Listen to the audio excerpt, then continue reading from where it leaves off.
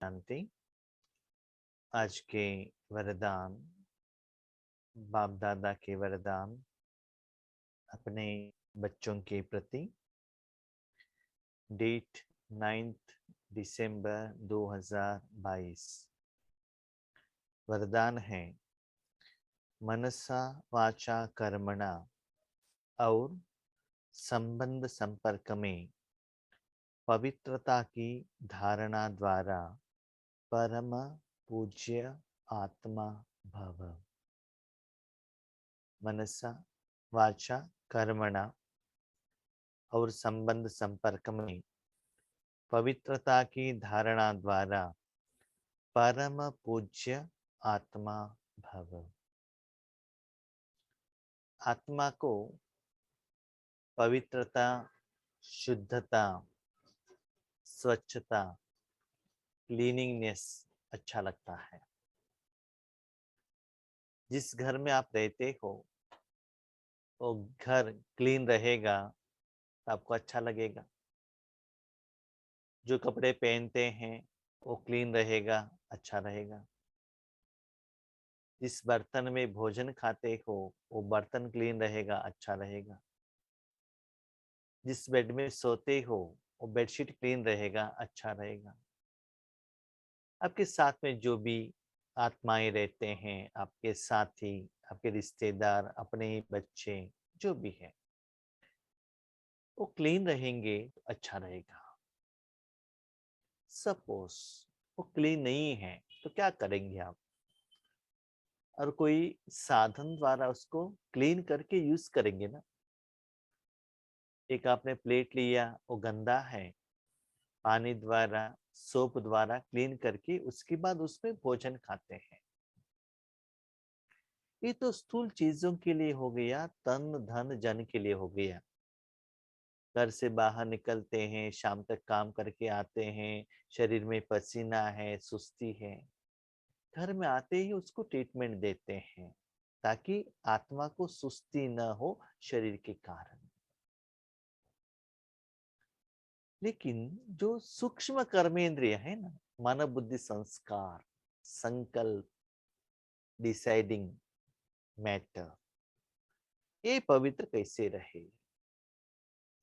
कपड़े के ऊपर मट्टी है, क्लीन करेंगे, पानी है तो सुखा देंगे, लेकिन मन बुद्धि को मट्टी, अनवांटेड थिंग्स कैसे लगता है?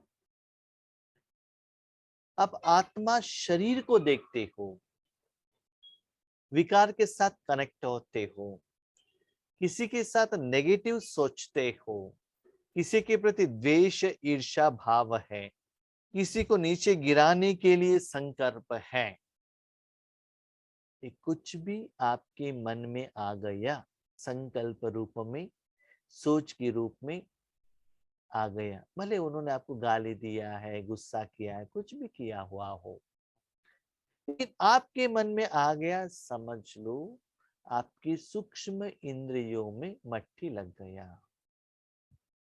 फॉर एग्जाम्पल, आप हाथों से मट्टी टच करते हो, ये तो कौडंग को टच करते हो तो क्या होगा?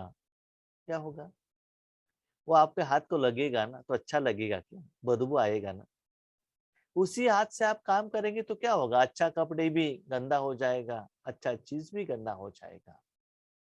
लेकिन वही हाथ रूपी साधन पानी के साथ कनेक्शन में आते हो, भले डायरेक्टली या इनडायरेक्टली, बर्तन मांज रहे हो, पोता पोछा लगा रहे हो, कपड़े साफ कर रहे हो, इनडायरेक्टली, तब भी आपका हाथ क्या होता है? क्लीन होता है।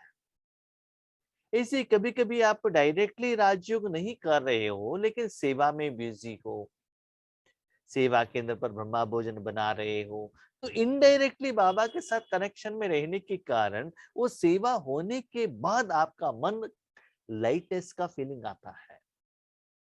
एक होता है डायरेक्ट राजयोग, डायरेक्ट राजयोग माना अपने को आत्मा समझ बाबा के साथ कनेक्ट होना। एक दूसरा है, भले आप शरीर समझ लिया फिर भी ईश्वरी सेवा के कारण या साथियों के साथ संबंध संपर्कों में। ये तो कोई कोई लौकिक वाले भी कहते हैं ना, जब माउंट आबू में रहते हैं तो स्थिति कितना अच्छा रहता है, क्योंकि वहां का जो वायुमंडल के प्रभाव के अंदर वो रहते हैं ना इनडायरेक्टली, उनको मेडिटेशन क्या है पता नहीं है।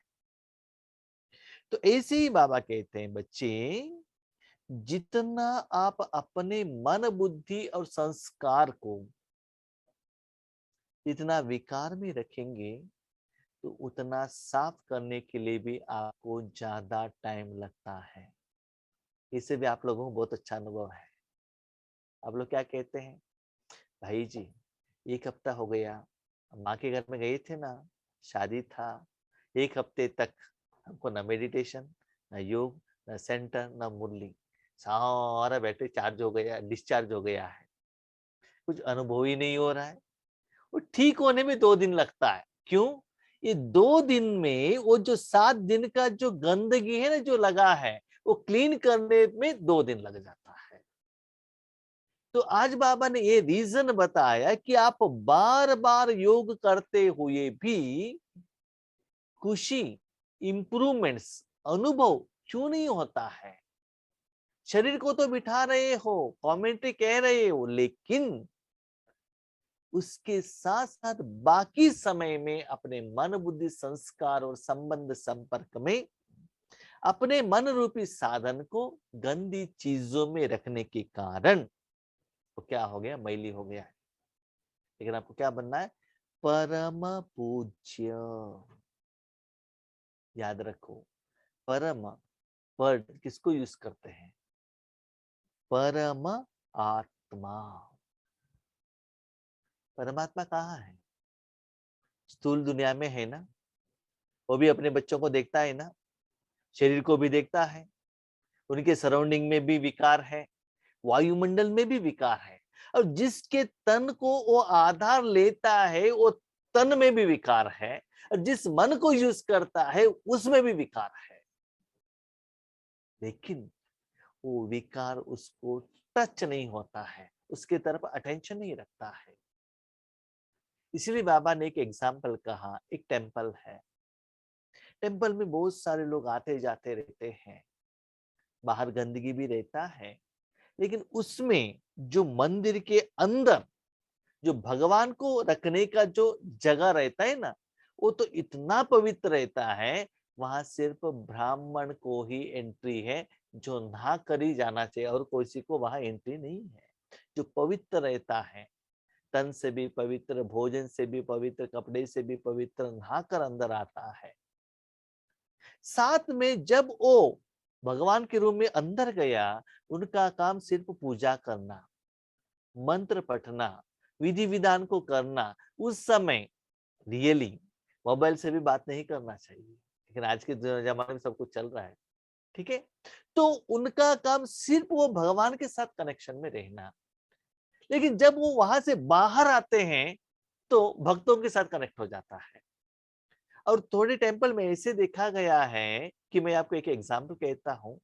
गोवा मैं छोटेपन में गया था, वहां थोड़े वहां जो मूर्तियों को है ना, जो रस्सी से बनाया हुआ, जो कपूस से बनता है ना, उस थ्रेड के जो माला बनती है, वो क्या करते हैं, मूर्ति को नहीं डालते हैं, वो नहीं डालते हैं।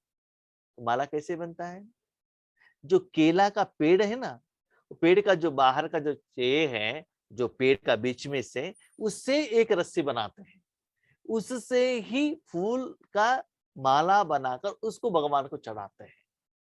समझ लो, जो भगत बाहर से आया है उनको मालूम नहीं है, वो थ्रेड से बनाया हुआ हार वो लेकर आ गया, और जो ब्राह्मण ने देखा नहीं, माला को उसने हाथ से पकड़ लिया, तो तुरंत माला को बाहर रख के एक बार वो नहाकर उसके बाद वो जो भगवान का मूर्ति रहता है ना, उस रूम में एंटर होना चाहिए, वैसा रिवाज है, ठीक है।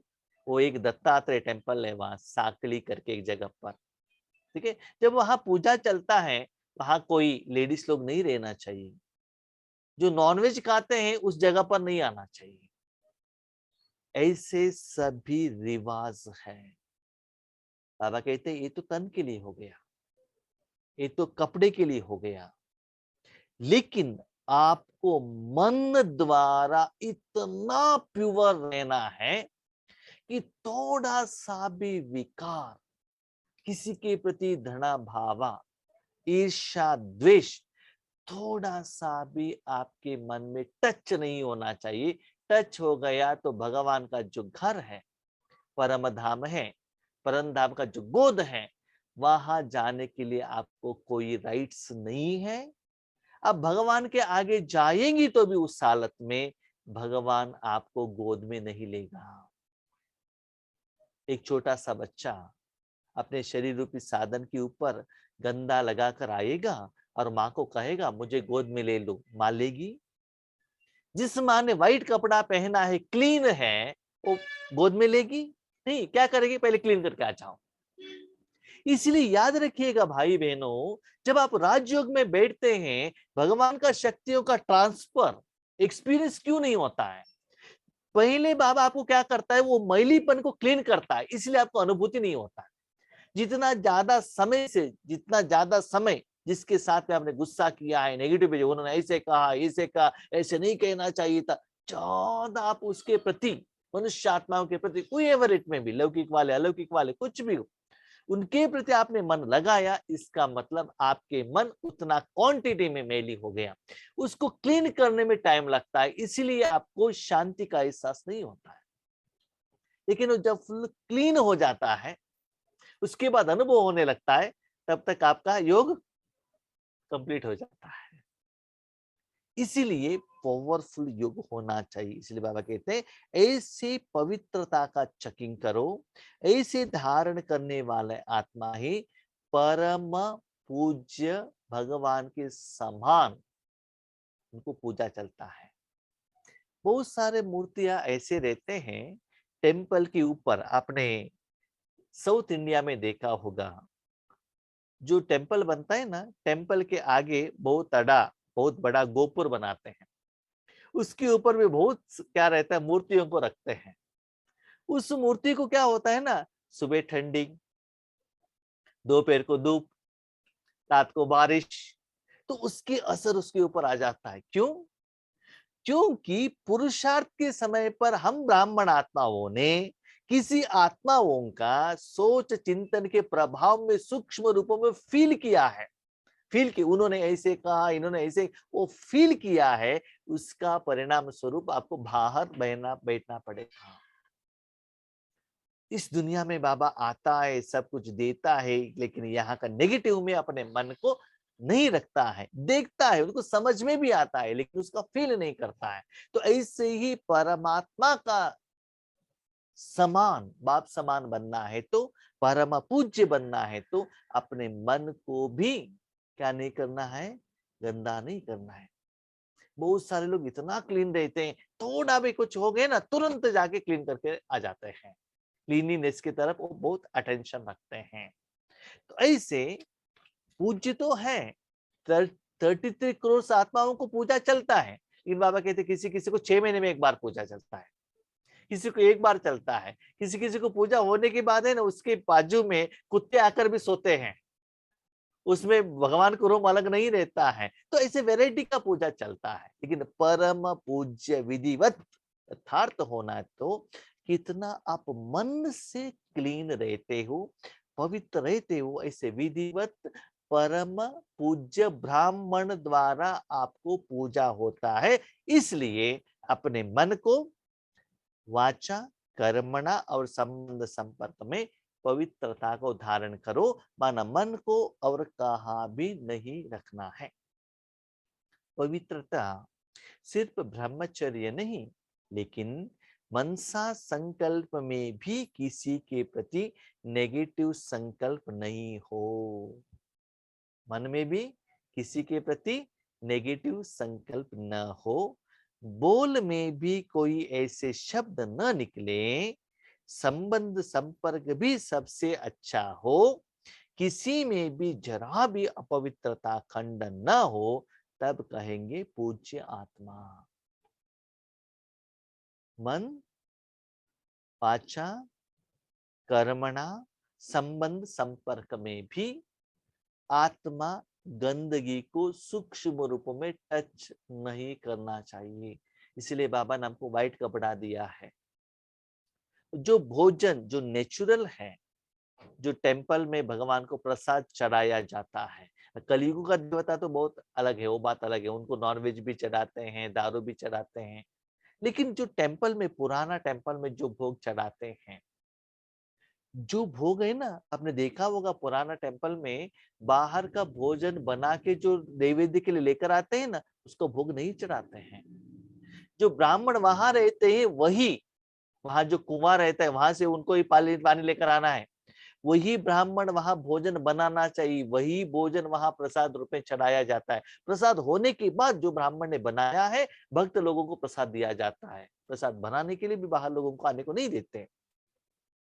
तो जो कुछ भी आपको करना है उस टेम्पल के एरिया के अंदर ही करना चाहिए। तो ऐसे बाबा कहते सदा बाबा के अंदर गोद में रहकर ही संकल्प करो, इतना पवित्र हो, अपने को चेक करो, कभी अपने मन किसी आत्मा के प्रति नेगेटिव थॉट्स की तरफ गया है क्या? हाँ, पॉजिटिव के लिए जाओ, भगवान की शक्ति देने के लिए कहो। तो बाबा क्या कहते हैं, भगत जो लेकर आते हैं ना, वो लेकर आके मेरे रूम में मत आना, लेकिन मेरे पास जो प्रसाद आपने जो बनाया है ना, वो लेकर जाके भक्तों को देना, उसमें कोई प्रॉब्लम नहीं है। समझ में आ गया? दुनिया का जो नेगेटिवनेस है वो लेकर नहीं आना चाहिए। भगवान क्या कहता है, करता है, अपने पास जो सप्त गुण है वो दुनिया को देता है, लेकिन दुनिया में जो कलयुगी संस्कार है वो खुद लेता नहीं है। उनको मालूम है, लेकिन एक्सेप्ट नहीं करता है, स्वीकार नहीं करता है। हम लोग भी बाबा के बच्चे क्या करते हैं, कोई लौकिक वाले कोई भोजन ऐसा कुछ चीज लेकर आते हैं, तो हम ले लेते हैं, लेकिन उसको स्वीकार नहीं करते हैं और किसी को दे देते हैं, क्योंकि नहीं लेंगे तो उनको अच्छा नहीं लगता है ना। इसलिए बाबा कहते हैं उस समय किसी ने डांटा, ओके सुनो, लेकिन उसके प्रभाव में मत आओ, मन से मत लो। हाथ से लेना वो बात अलग है, कोई चीज लेकर आ गए, मना नहीं कर सकते हम, लिया, लेकिन मुंह से अंदर भेजा तभी तो अंदर जाएगा ना। किसी ने डांट लिया तो सुनो, लेकिन मन से उसके प्रति फील मत करना, ये बाबा कह रहे हैं। क्योंकि हम लोग छोटे छोटे बातों में बहुत फील करते हैं, साथ में उस आत्मा के प्रति क्या करते हैं, वो ऐसा है, ऐसा है, ऐसा कहा था, गुस्सा किया था, ऐसे नहीं करना चाहिए था, ऐसे बहुत समय उनके प्रति बिताते हैं। तो इतना जितना ज्यादा करते हैं उतना आपका ओरिजिनल एनर्जी डाउन में जाता है। ऐसे आत्माओं को पूज्य आत्मा नहीं कहते हैं।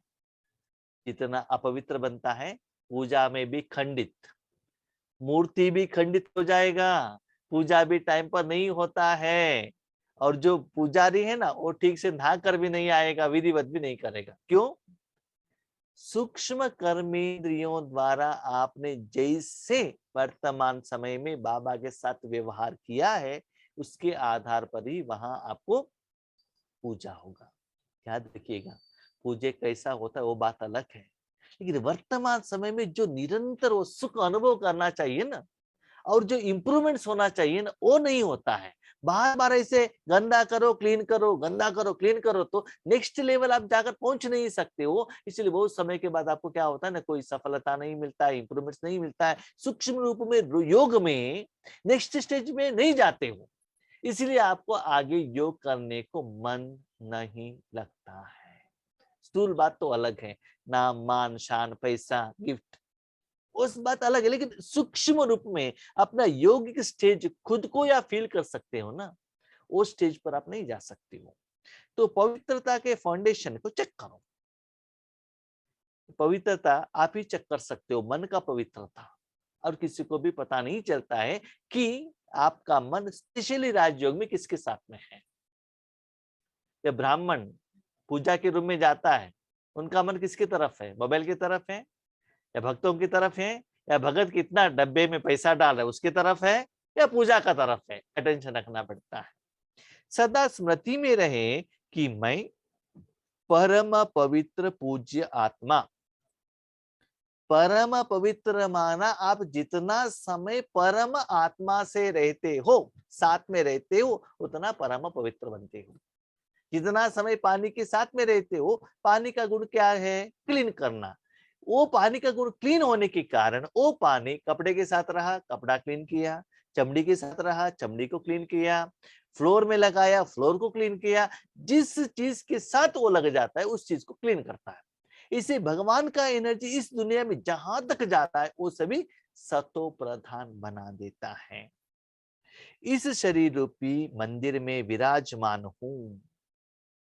ये शरीर मंदिर है, मंदिर को भी क्लीन रखना पड़ता है ना। उसके अंदर भ्रकुटी रूपी वहां शिव बाबा बैठे हैं मूर्ति के रूप में। आप कौन हो? ब्राह्मण हो। ऐसे आपको रहना है। कोई भी व्यर्थ संकल्प मंदिर में प्रवेश कर नहीं सकता। देखो, ज्यादातर पुरानी दुनिया में क्या होता था, जब कोई व्यक्ति मंदिर में एंटर होता था तो पॉलिटिक्स के बारे में, फिल्म के बारे में, घर के बारे में कुछ बात नहीं करते थे।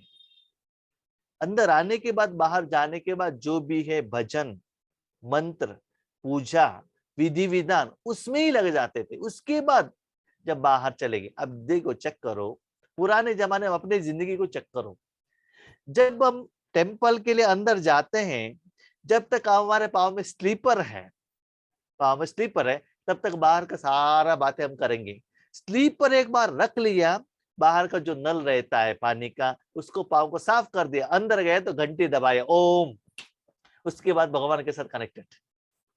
उसके अंदर जो भी किया, नमस्ते किया, आरती लिया, प्रसाद लिया, नैवेद्य चढ़ाया और विधि विधान जो भी मंत्र पढ़ा, सब कुछ किया, ठीक है। तब तक आप भगवान के साथ कनेक्टेड। कहाँ? टेम्पल में।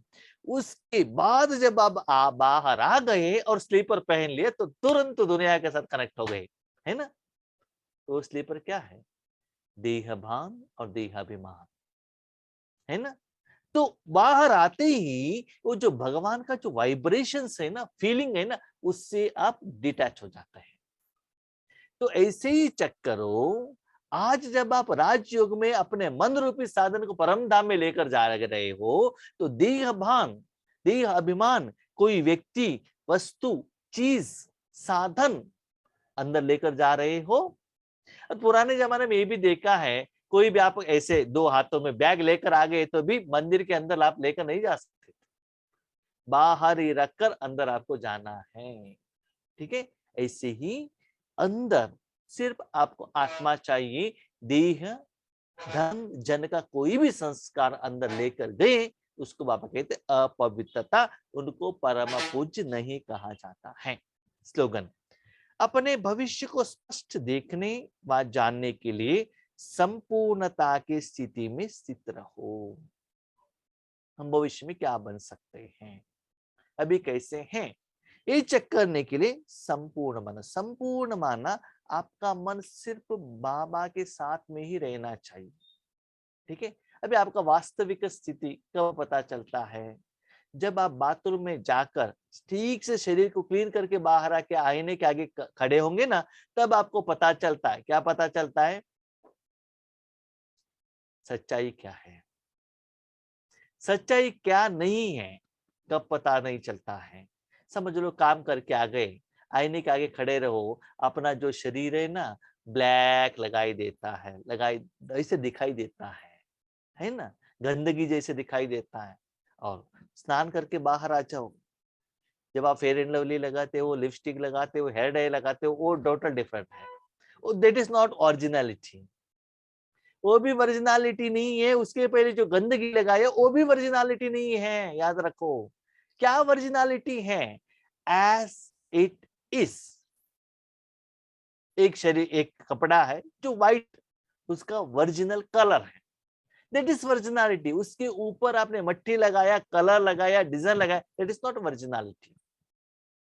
इसलिए बाबा कहते हैं संपूर्णता क्या है? आत्मा का ओरिजिनल स्टेटस, माना आत्मा का मन बुद्धि सिर्फ आत्मा के साथ में ही है। उस समय तीनों लोगों के साथ, आपके पार्ट के साथ, 5000 साल के हिसाब किताब के साथ आपको कुछ भी लेना देना नहीं है। आप टोटल डिटैच हो, माना you are only a soul, माना आप एक प्योर एनर्जी हो। बस अपने मन बुद्धि रूपी साधन को इस दुनिया के किसी के साथ भी आपने उस समय कनेक्ट नहीं किया है, इवन परमात्मा के साथ भी कनेक्ट नहीं किया है।